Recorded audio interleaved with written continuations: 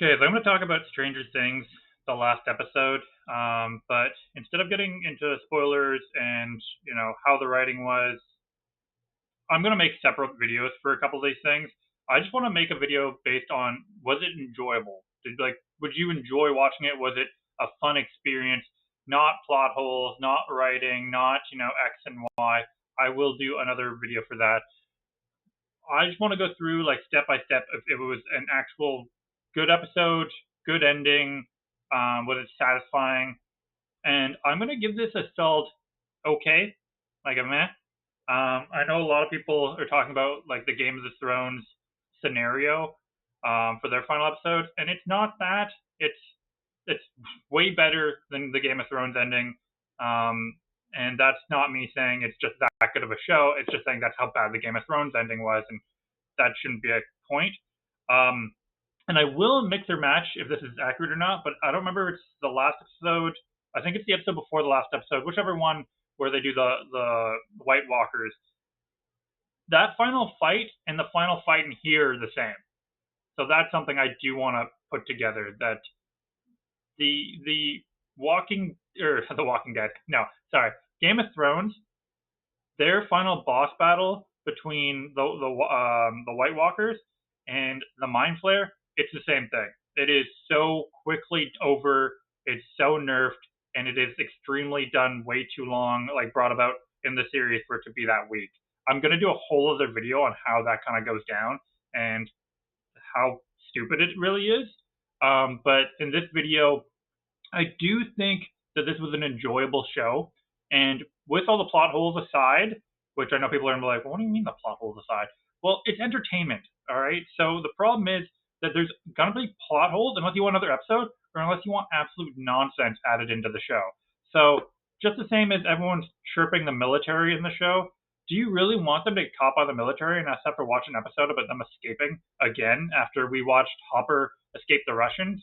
Because like we kind of have to dumb them down and make them dumb. Otherwise, we're just gonna keep getting other episodes. Or they're like, well, why didn't they do that? Why didn't they? Like, it's entertainment.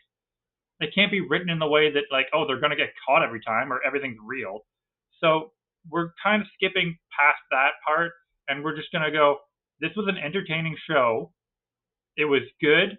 It wasn't the best ending, and it could have ended better, but it wasn't one that wasn't unsatisfying. I watched it with four friends, um, my girlfriend and her friends essentially, and they were crying throughout this show, like throughout this entire thing. And as someone who wasn't crying and was kind of enjoying the show and whatnot, it reminded me of like there being different audiences that are attached to this show for different reasons. And I don't know if they realized that when they shot it and when they designed it, but the attachment to the people is definitely more important to most audience members than what they're fighting and what they're doing.